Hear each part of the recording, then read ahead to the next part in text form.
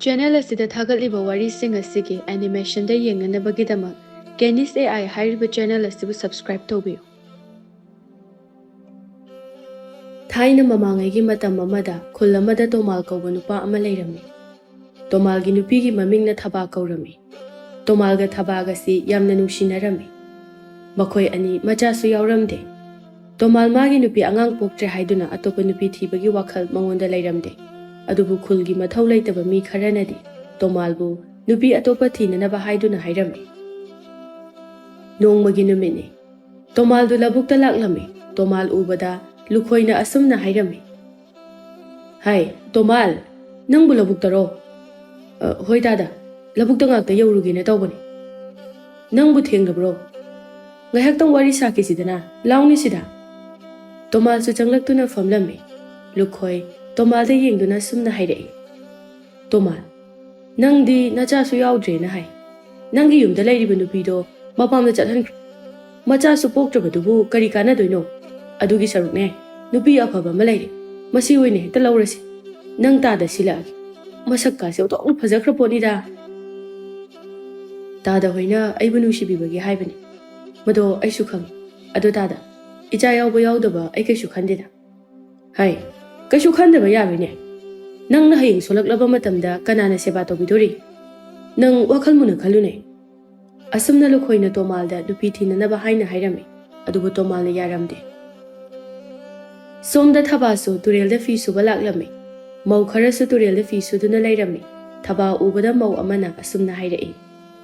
Thaba nangbu fi suba laklibro. Hoije fi kharasu gena tawbani.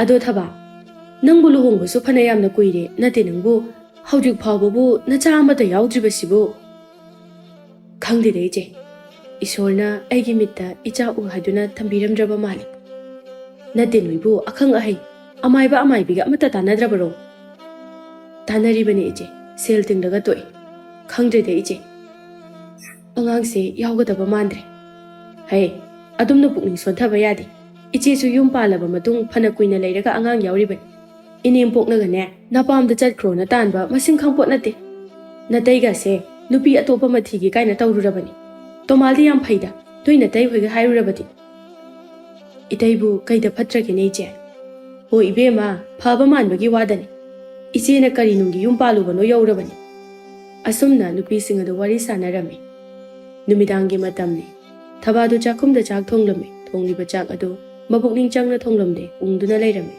Tanja aduda Tomal su chakumda changlai. Magi nupina ungduna laibada ubada Tomal magi nupida sumna hairami. Kaidore nang namu ungduna lairade. Thaba amuktang sor sangna honthaduna mapuroibagi pakhum pirai. Nupa aikhoi anigi mitta icha ubani haiba ai thajaraktre. Aduna nang nupi ama thiru sagai ase muttanaba. Karino ne nupina ngangidubo. Ha Nangna ngangiba mayamdubu karinoba. Ngasidi ngasi weri. Matung mana adumna haigan. Adugi sarukne nga se hauna thong.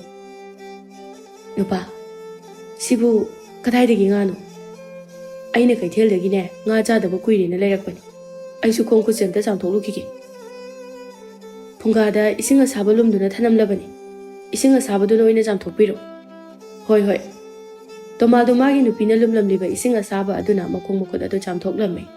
Asumna Thabana mapuroibana leirakliba nga adu hauna thongduna matai manaw adu chakngan chaduna tumlami Nongaladuna Tomaldu ngantana labukta chatkre Thabasu imungi thabak tawrami Tanja aduda leibak leidu Thabagi manakta laklami Leibak lei Thabada yengduna sumna hairami Iche Thaba aikhoida amaiba mala awi yamda haiba amaibani Iche Thabasu amuktang yengse haiduna laklibani Leibak lei Isedi yengbu yengningdreda amaiba amaibi kayadi suri aina yenglibasi adubu karimata kanadi Iche handaki sidi yamna haiba maibini amuktang yengluseba Leibak leina aduk thajana haibaduda Thabasu yarami Thabaga leibak leigadu amaibi aduna leiriba aduda laklami Leibak leina Ima maibi aikhoigi iche se amukta yengbiramu luhongba chahi 3 heli adubu mamita macha amata uba phangdre Amaibi aduna Thabada yengduna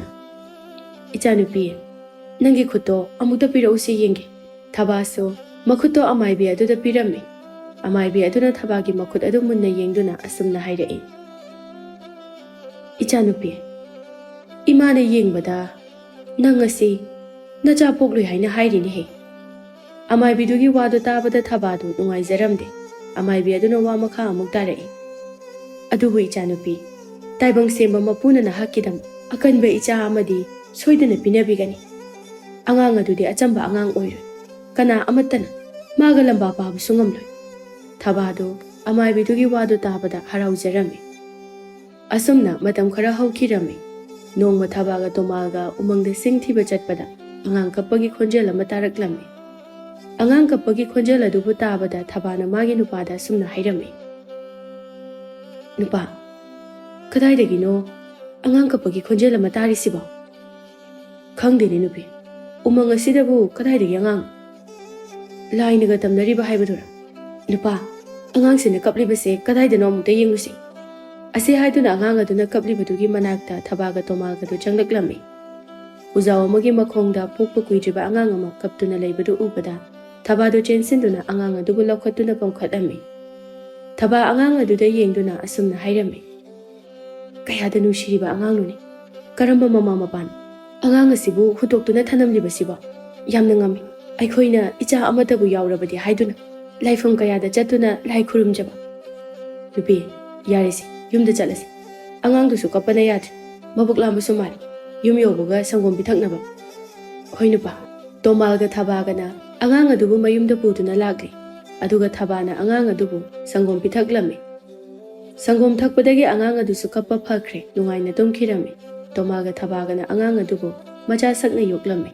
Thabana macha nupa adugi mami Pariton haina kaurami. Thabaga tomalgana Pariton bu yamna luna taurami. Pariton su kong khangduna chatpa hairi. Pariton na chenbada tushinduna makhong adu ithoklami. Madu ubada thaba kaptuna. Imagi Pariton. Thabadu chensinduna machabu haugatlami. Pariton ithoklaba phawba kaplamdi. Thabana kaptuna. Imana cheksindabagi ichagi khongsi sokle. Ichabu narabro.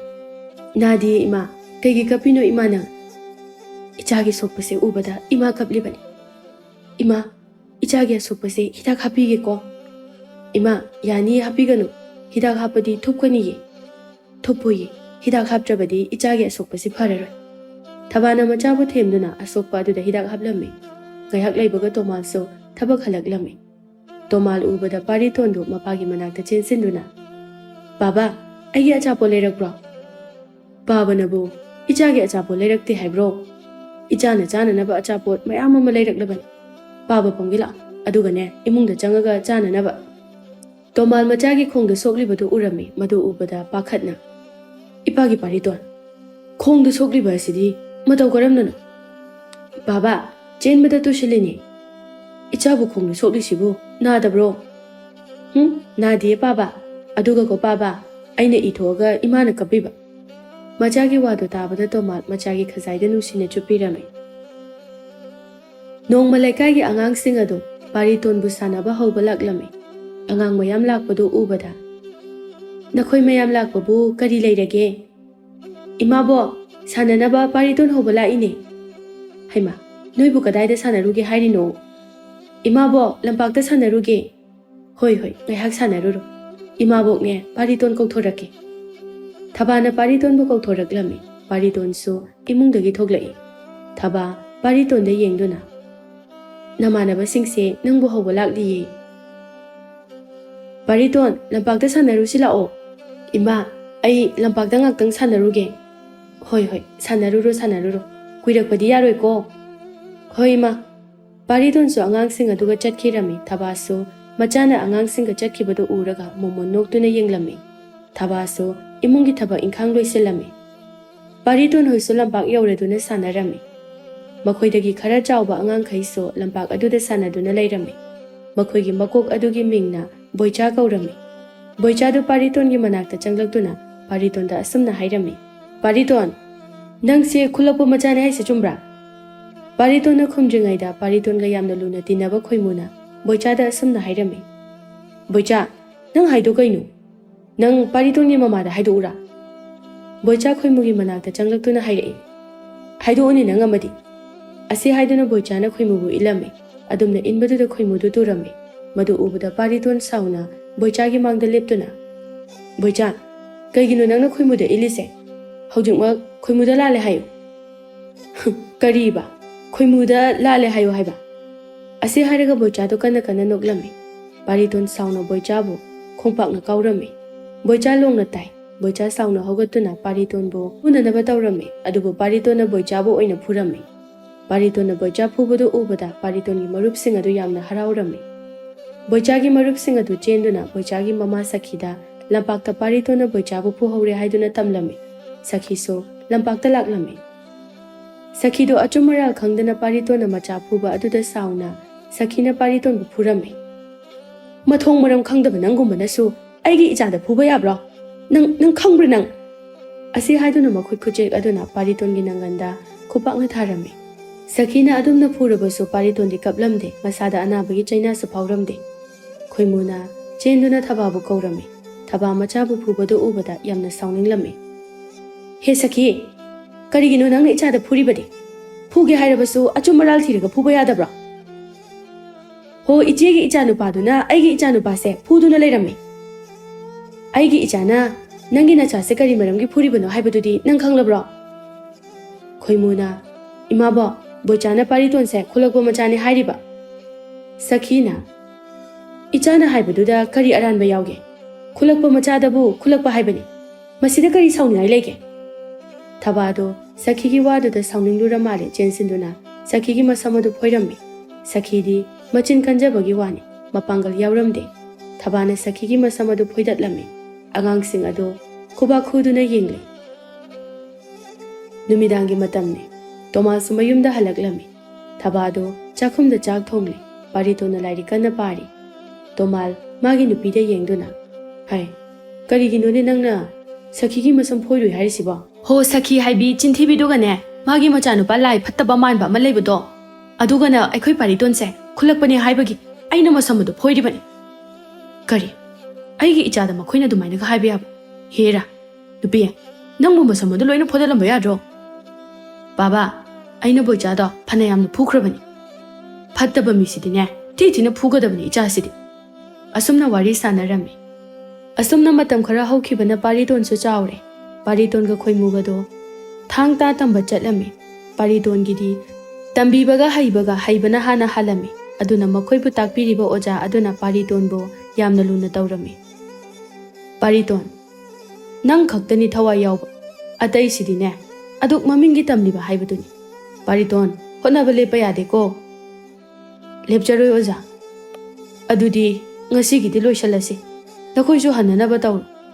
Asumna Khoimuga Pariton gaso sagol thauduna mayumda halaklami. Makhoi anina halakpagi lambida phajabiga luwang leimagadu makhuta sanabul amamam pairaduna ising sokpa chatlibadu Khoimuga Pariton gana urame. Pariton di luwang lembigi phajaba masak ningdu yaina phajariba samlang adu ubada Pariton di luwang lembibu nungsiba phaurame. Pariton na luwang lembida munna yengba aduda Khoimuna asumna hairei. Itaw khara yengadi yareda. Nupi macha se tumsinkiba tare. Itaw na yengbada. Nupi panba yadaba itaw na nupi sida sukmuna yenglibase. Itaw gise wakhala makhanba malida.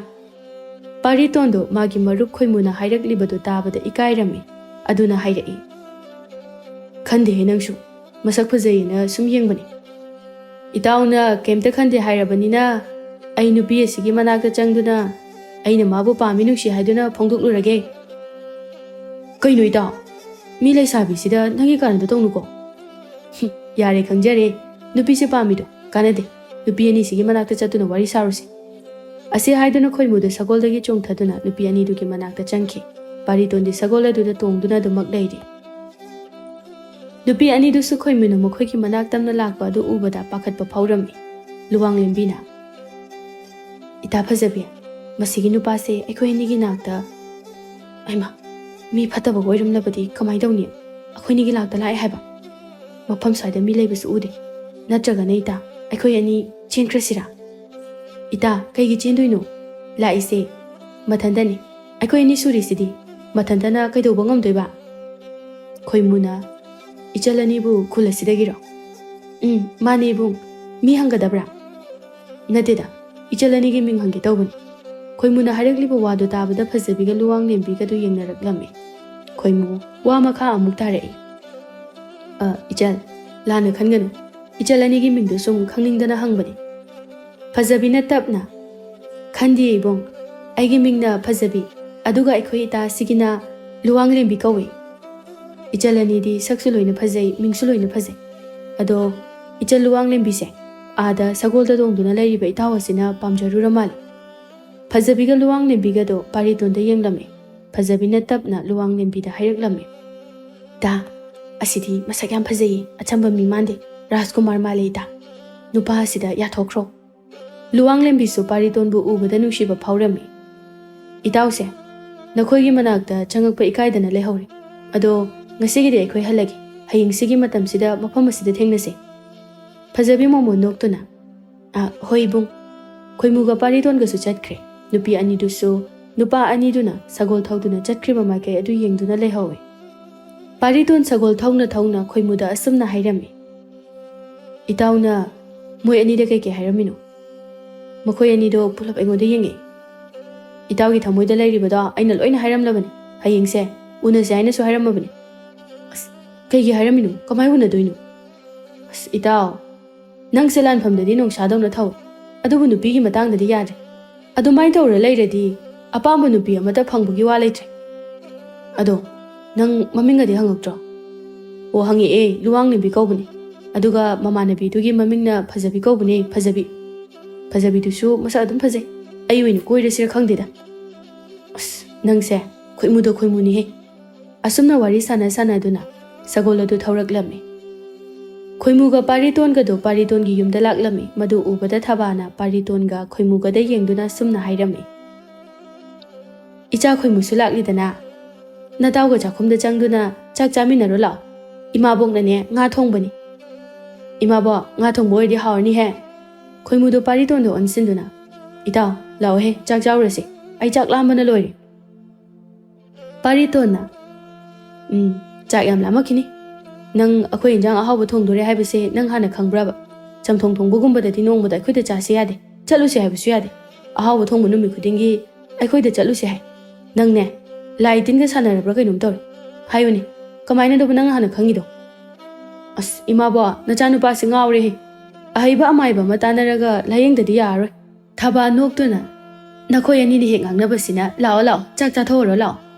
Khoimuga paritonga su chakhumda changduna muna duna chak adu chaminarame. Asumna numit ado hauki mathangi numini. Khoimuga paritonga su khulai tambaloi duna halaklame. Luwang lembiga phazabiga su nupa ani do ngai duna lairame. Nupa ani dusu nupi ani dugi manakta changduna wari sanarame. Numit asidagi luwang lembiga paritonga nushinarame aduga phazabiga khoimuga ama nushinarame. Asumna matam khara haukhirame nongmalan mi khara sagol tongduna sagol paujal chatlame. Taw ining thogi ya thangni. Hayeng asi konungda khutlai changeng tawgadawri. Changeng aduda mai pakpa misak adubu laipak asigi sanapati hapkani. Asumna lanmi sing ado laibak sinba thongna sagol paujal chatlame. Paritonso ningthogi sagol paujal adu tarame. Paritona khoimuda. Itaw akhoi ani su khulai changeng asi yawbu chalusira. Chatpabudi chaluse ado itaw aidi khulai changeng adu yawre nangoina yaw. Pariton su khoimuna hairiba adu da yarame. Pariton do mamaga mapaga da konungda chatuna khulai changeng adu yawruge haina haisarame. Thabaga tomalga do machabu chati chathaninglamde adubu machagi maraibak yengjara khanduna yarame. Pariton so mapaga mamaga khurumduna khoimuga loinana konungda laklame. Konung yawraduna khoimudi kumhai yengliba sing adugi manakta changduna phamlame. Pariton su changyeng aduda saruk yagadaba mi sing adugi manakta changduna leplame. Ngai haki matungda changyeng adu haurame. Pariton ga nupa amaga thang chainarame. Pariton na yamna laina nupa adubu maithiba pirame. Kumhai yengliba mi mayamado pariton bu yamna thagatnarame. Changyeng aduda pariton na mai paklame. Mayamna pariton bu thagatnabadu tabada Rajkumar maipak sanado yamna sauninglame. Maipak sanado mapaning thogi manakta changlaktuna. Ipaning thaw pariton hariba nupa asiga lamba tawba nacha pame. Ipagi maipak sana Karino ne nangna hairiba aduba? Nupa ase achamba mi mande. Karigumba nupa asiga lamba taubada maithiba thoklabadi nangi mingchat thigani. Ipa ningthau. Karigi kasulaitaba mana Rajkumar Maipaksana aingondagi ngamdoinu. Nachana mabu soidana maithiba pigani. Phare phare adudi. Nanga nupa asiga khulaigi changyeng taunanaba sem saduna lairo. Asumna ningthauna lanmi amada Rajkumar Maipaksanaga Paritonga lamba taunanaba hairami. Lanmi aduna miyamgi mangda Rajkumar Maipaksanaga Paritonga khulaigi changyeng yengnanaba sem saduna lairo haiduna hairami. Rajkumar Maipaksanasu masaga chanakadaba thang ama makhuta paiduna thoglai. Pariton sumagi thang adu paiduna leplami. Asumna Rajkumar ga Pariton ga thang chainarami. Adubu Paritona Rajkumar adubu maithiba pirami. Rajkumar maithirami. Paritona Rajkumar aduda sumna hairami. Rajkumar changyeng asida aina mai pakjaragaso Rajkumar su khulai yamna hai. Rajkumar sauningba ikaiba pulami. Nangido nangna changyeng mai pakle haiduna aibu karimnariba natra. Adubudi nongma natraga nongbudi Rajkumar aingonda karimnabagi nangbudandi soidana pigani. Tanja aduda Paritongi manakta ningthau changlaktuna. Nupa macha nahak kumba haithoi singthoiraba midi atangbani. Nahak po haujingmak leipak asigi senapati haplabani. Ngasidagi konung asida nungaina leiro. Iningthau nanai nongmani nidi yumda ima pabaga leijarukhige. Aduga iningthaugi nakta konungda amuk lakjage. Phare nupa macha nangna lakningba matamda laklo. Asi haiduna ningthauna Paritonda sanagi senek khara pirami. Paritonga khoimugaso ningthauna pirakliba sanagi senek adu puduna mayum maikaida halaklami. Khoimuna migi machadi lebaga sigi senapati oikidore ko aikhoiga se kaisu tinaningamaroi. Aina lebaga sigi senapati oiraga itaw boina karigi tinaningaidun. Itaw dege sengwa marupni. Makhoi anina asumna wari sanaduna lakpada nupi ama turilda tawribadu khoimuga Paritongana urami. Itaw turilda nupi ama tawduna leiri. Nupi asibu siraba jala. Itaw aina khanbada nupi asi hinglamkini haina khale. Ai nupi asibu kallugi. Ningthauna pirakpa sanagi senek asi puduna nang chatlamu. Paritona adumna haibada khoimusu chatkirami. Pariton turilda chongthaduna nupi adugi thawai kannanaba tawrami. Paritona nupi adugi masada hek thengbada Paritondo mafam khangdaba amada leirami. Mahaki mamangda masak matau yamna phajabi nupi ama leirami. Paritona nupi aduda sumna hanglami. Sakhenbi nahakpu kanano mafam asida matau karamna leiramlibano. Nangi mangda leplibi aise lairembini. Aibu mafam asida hingchaba amana phaduna thambani. Laire pakta chatnanaba khudob adusu hingchaba aduna paisankre. Sakhenbi lairembi hingchaba aduna nahakpu mafam asida phaduna thamlibabu kari maramgino. Hingchaba aduna aiga luhongba pame. Adugi hingchaba aduna aibu mafam asida phaduna thamlibani. Nangna aigi mateng amukta pangbiyo. Aina nangi kari mateng panggadoriba. Hayu Sakhenbi lairembi. Hingchaba aduga lamba tawduna hingchaba adubu hatlo. Hingchaba adubu matau karamna hatkani. Aidi icham chamba taibang miyoibani. Aina mitrang tawduna yengbada hingchaba asiga lamba tawba ngamgadabadi nang khakta oina oi. Nangna hingchaba adubu hatpa soidana ngamgani haiba aina khangi. Sakhenbi lairembi jaba adugi leifam taw. Maga lamba paba ngamgadra haina ai yenglagi. Hingchaba ado halakadabadi wali. Hingchaba ado halakjiba phawbadi nang mafam amada lotuna layo. Asumna lairembi aduna Paritonda hairami. Paritonso lairembi aduna haibagi matung inna. Paritonso lotuna ngaihak lairami. Ngaihak laibaga hingchaba ado halaklami. Hingchaba aduna hek lakbaga lairembi aduda asumna hairami. Nang aiga luhongba si yarabra yadabra hai. Aiga luhongnaba taibang mi amasu mafam asida laktuna lairi. Karigumba taibang mi asiga nangga lamba tawbada nangna ngamlabadi. Ai nangga luhongba do yare. Hingchabido mafam aduda taibang mi ama lae tabada yamna ngaklami. Kari haiba. Mafam asida taibang mi lae haiba. Mi adu kanano. Mafam asida taibang mi amana irai laina lakpa ngamlo. Paritonso hingchaba adugi mamangda thoglai. Hingchaba adu Paritonbo ubada sumna hairei. Nahak mafam asida nakhongna thongna sijarage haiduna laklaba natra. Adu oirabadi nangbu aina hatpa taredana. Asi haiduna hingchaba adu Paritongi manakta changsilai. Paritonso hingchaba aduga lamba tawrami. Paritonna hingchaba adubu hatlami. Madu ubada lairembidu yamna haraurami. Paritonna lairembi adugi lairamlen changba yabagi khudop adu lairembi aduda pirammi. Sagenbi lairembi nangi khudop ase laushilo. Lairembi aduna khudop adu laushilami. Lairembi aduna Paritonda yengduna sumna hairai. Pariton, ngasidi nangna aibu kanbibagi masigi matik mayai lairaba thang ase nangonda piramlage. Aduga khudop ase laushilo. Khudop se asama khudop nate. Hugi mayai chingthokpa ngamba khudop ni. Pariton, nangbu yogliba ima paba ado nangbu pokpa ima paba nate. Nangdi laibak asigi Rajkumar ni. Nangi imaga ningthaugi mama maharani gabu. Nangi ipa ningthaugi manaw nupane ningthau oiningman badagi. Ahingda nangi napa ningthaubu hatkibani. Haujikmak nang yumda chatnanaba taw. Nangi imaga pabaga khudong thiba tare. Pariton ngakna aigi apokpa ima paba nate haiba. Aigi ima pababu awaba tagadawre haiba. Aina haribasini nangna thajadrabadi nangi ima pabaga da hai. Aina mitrang tawduna nangbu yumda thabirage. Asi haiduna lairembi aduna mitrang tawduna Paritonbu mayumda yawhalami. Mayum yawbaga tawramliba mataw adu ubada Paritondu yamna ngaklami. Khoimuso Paritongi mayumda lairami. Pariton ubada khoimuna sumna hairami. Pariton, Rajkumar laklaga nangbu thirami. Nang laitabadagi imaga pabagabu hu pizarami. Haujik karam tawgani. Itaw, kaishu khanganu. Hugi mayai chingthokpa ngamba aingoda khudop amale. Aduna imaga pabagagi masada yawriba hu ase chingthoke. Asi haiduna Paritonna hu adu chingthoklami. Thabaga tomalga su wakhal lakle. Thaba machabu ubada sumna hairai. Imagi bungo, nang lakle dana. Lebak asi thadoktuna chatkrasi. Lebak asi da lairagadi aikhoi khudong thiba soidana nanglaga. Aduna ne, lebak asi thadoktuna chatlasi. Ima, kaigi lebak asi thadoktuna chakadawribano.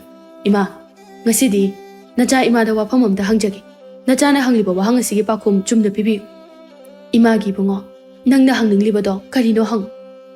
Ima, aise nakhoina pokpa nacha natabra. Thaba kaptuna. Chumi. Ichana hairibado. Chum. Nahak ase aina pokjaba icha natti. Adubu imanadi nangbu aina hek pokpa ichani haina khallibani. Ima, aihakse laibak asigi Rajkumar ni haina haibirami. Asi haiduna lairembina hairakpasing adu tamlami. Tanja aduda laibak adugi senapati du laklami. Makhoi mayamdo senapati bu ubada ngaklami. Senapatina aina mafam asida laklibase ataigi nate. Haujik matang matam chari. Rajkumar da asengbu pumba hairige haiduna lakpani. Umang aduda Rajkumar bu thanamlibado ainani. Aina Rajkumar matam pumbada lona senarami. Nangi ipa ningthau nama maharani mihat thina hatkibagi laman singnanabagi matam oire. Asi haiduna senapatina Paritonda wa kaya ama hairami. Paritondo mapa ningthauga mama maharani gabu mihat thina hatkibagi sauningbana loirami. Paritonna numidangi matamda konungda laklami. Lairembina piramba thang adusu mahakna pairi. Senapatina lanmising aduda Paritonbu khamdanaba hairami. Lanmising adunashu handagi ningthau adubu yamna nungsijarami. Aduna phatraba ningthauga mahaki macha Rajkumar adugabu makhoinasu hatkiba pamlami. Paritonna ningthau amadi Rajkumar adubu mihat thina halami. Laipak adugi ningthau Paritonna oirami. Paritonna Ayokpa Mamaga mapagabu konungda nungaina thamlami. Amadi Paritonna luwangbiga chawna luhongduna nungaina ningthau maharani oiduna pankirami.